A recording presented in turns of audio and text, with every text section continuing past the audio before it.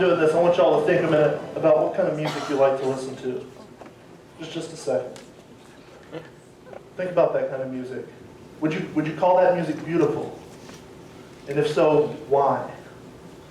Do any of you like classical music? I can't see because of the spaceships. Okay, so there are some classical music people. I think I know most of you. Yeah. Okay, so you think classical music, and you think of tame, elegant, lush melodies, the standard beautiful sound, something like this. Okay,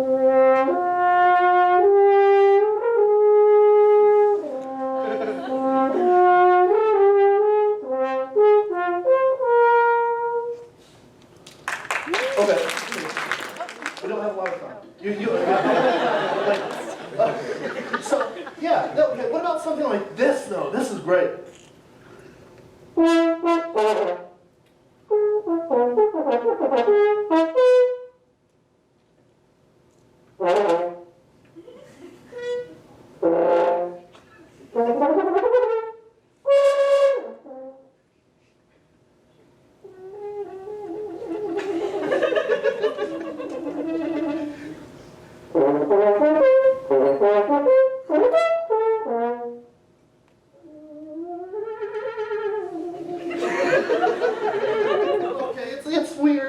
It's weird.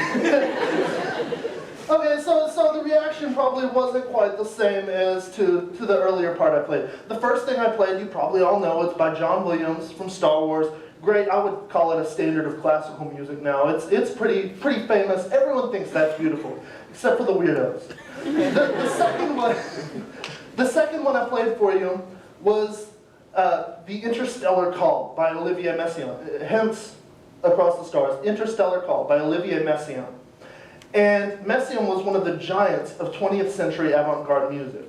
For those of you who aren't familiar with the term avant-garde, in painters' terms, it's the musical equivalent of people like Salvador Dali, Jackson Pollock, or Pablo Picasso.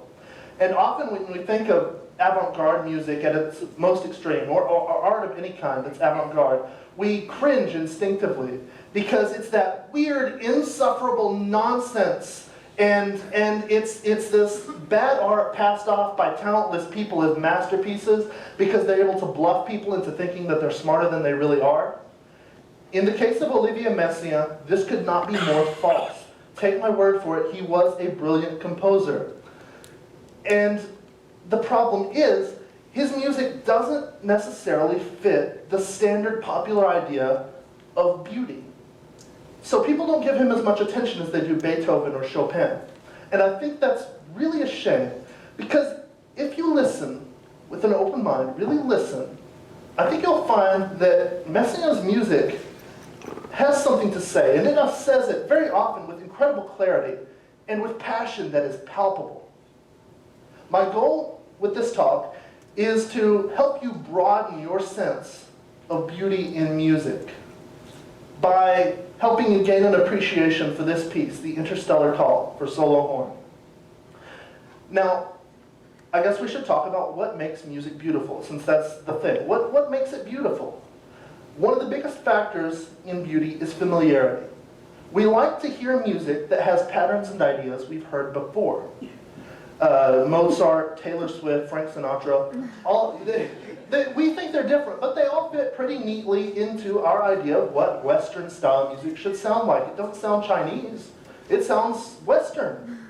So we're all familiar with it. We don't generally listen to it and get angry. When we hear music, okay, some people. Now, when we hear music that is wholly different from what we expect music to sound like, our reaction is usually hostile. Now, if you don't believe me, you go away, come back after having your grandmother listen to Kendrick Lamar or some rap like that. With very few exceptions, the reaction will be something like this. Why is this same little loop repeating over and over again? It's really boring and annoying, and the beat's drilling into my skull. Why is he talking so fast? I can't understand a word he's saying. Why is he so angry? Why is he so vulgar? What makes this music, and why do you people think it's beautiful? Now compare that for a second to what you were probably thinking when I played this interstellar call. I'll tell you what went through my head when I first heard it. As a musician, my first thought is there a key at all? What is with all this jumping around? Why are there long spaces of silence? Why does it get noisy, quiet? What is the deal? What makes this music, and why did Messiaen think this was beautiful? When we don't have anything that's familiar, we don't have anything to understand because we can't grab onto anything to know the piece better. So I'm gonna, after a year or so of working with this music, studying it, and trying to read up on it, I can now listen to it, and more often than not, I'll listen and go, wow, that's gorgeous, that's beautiful. I'm gonna try and share some of that with you. First of all, what is with all that jumping around? What is the deal? And I'll tell you, here's a hint. Messiaen was an amateur ornithologist, along with being a composer. He loved to study birds, especially birds' songs. And he would often take a nice day, sit under a tree with a pencil and paper, and write down the bird songs he heard as music. And later on, he would put that in his compositions. In the interstellar call here, he was kind enough to write down the names of the birds next to where their songs appear.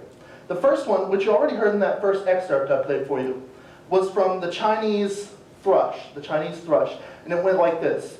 Da da da da da da da da da da. Now later on, he uses the call of the canyon wren. Hold on, I've got to irrigate. A call of a canyon wren that goes up. Da da da da da da da da da da da da da da da. Trust me, I've looked it up on YouTube. It sounds like that. Here's how it sounds in context.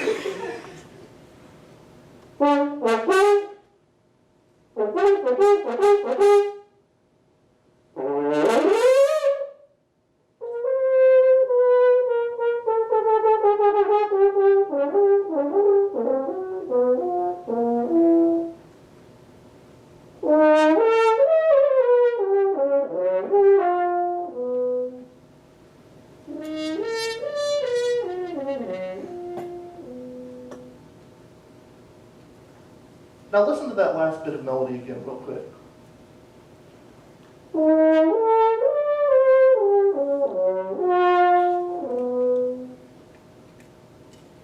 Why does it sound so sad? It's mournful. It almost weeps, doesn't it? And it has an echo. Why is that? Messiaen was actually a devoutly religious Catholic, and much of his music has religious or theological significance. He even prefaced this piece with 2 Bible verses that can maybe give us an idea of what he was thinking when he wrote this. What is the idea he's trying to convey? The first verse is from Psalm 147, and it goes like this. He heals the brokenhearted and binds their wounds. He determines the number of the stars and calls them each by name. So think about that. We have an idea of, okay, we're talking about something interstellar. Maybe we're talking about feeling hurt, feeling broken, and seeking comfort from the ultimate comfort, the creator of all things. Maybe it's about that, seeking healing. The second verse has a little bit of a different tone. It's from Job 16. And if you know anything about Job, you know it's probably not happy. It goes like this. Earth, do not cover my blood.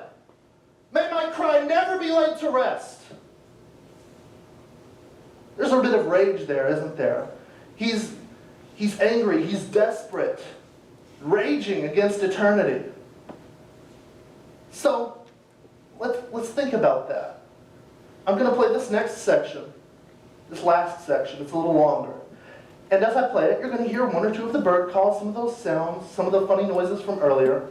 But think about those verses. Think about that. Think about a time when maybe you or someone you knew was feeling hurt, lost, broken, and wanted comfort.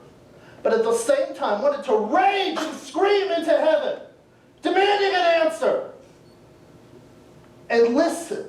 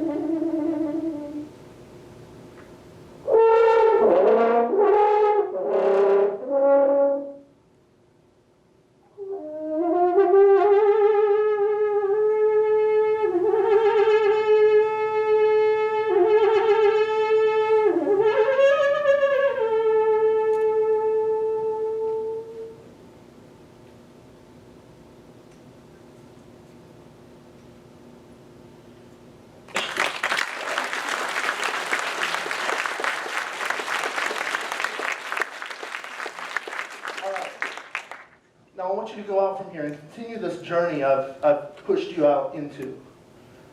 Put aside your prejudices. Look at music you've already decided you hate. Look at Yoko Ono, anything.